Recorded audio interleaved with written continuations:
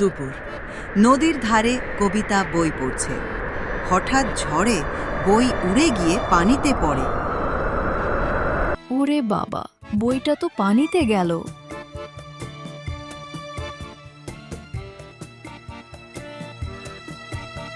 না, বইটা শুকিয়ে যাবে এখনো। ধন্যবাদ, না হলে বই শেষ হয়ে যেত। ধন্যবাদ দেওয়ার কিছু নেই। বই মানে জ্ঞানের ভাণ্ডার, নষ্ট হলে আমাদেরই ক্ষতি। গ্রামের বড় বটগাছের নিচে বসে দুজন কথা বলছে।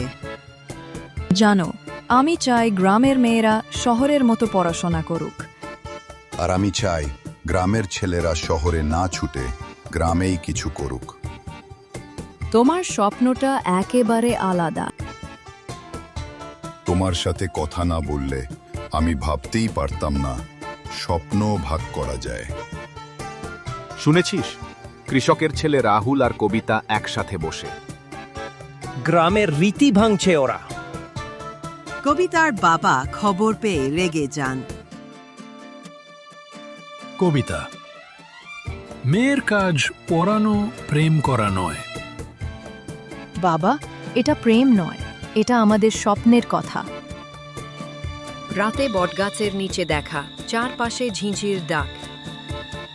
সমাজ যতই বাঁধা দিক, আমি চাই না আমাদের স্বপ্ন ভেঙে যাক। আমি প্রতিশ্রুতি দিচ্ছি, যত বাধাই আসুক আমি তোমার হাত ছাড়ব না। তবে এই বটগাছ সাক্ষী থাক, আমাদের স্বপ্ন একদিন গ্রামের মুখ উজ্জ্বল করবে। বট গাছের নিচে গ্রামের সবাই জড়ো হয়েছে। প্রেম যদি সত্যিই হয় আর স্বপ্ন যদি এক হয়, তবে কোনো বাধাই টিকতে পারে না। ঠিক কথা। কবিতা আর রাহুল হাত ধরে দাঁড়িয়ে আছে, মুখে হাসি। বটগাছের ছায়া যেন আশীর্বাদ দিচ্ছে। বন্ধুরা, যদি ইউটিউব থেকে আমাদের গল্পটা দেখে থাকো, তাহলে আমাদের গল্প পাঠশালা চ্যানেলটা সাবস্ক্রাইব করে পাশে থাকা বেল আইকনে ক্লিক করো আর অল নোটিফিকেশন অন করে দাও। আর যদি ফেসবুক থেকে দেখে থাকো, তাহলে আমাদের গল্প পাঠশালা পেজটা ফলো করে দিও। ভিডিওটা যদি ভালো লেগে থাকে, তাহলে অবশ্যই একটা লাইক দিও, কমেন্টে জানাও কেমন লাগলো, আর বন্ধুদের সাথে শেয়ার করতে ভুলো না।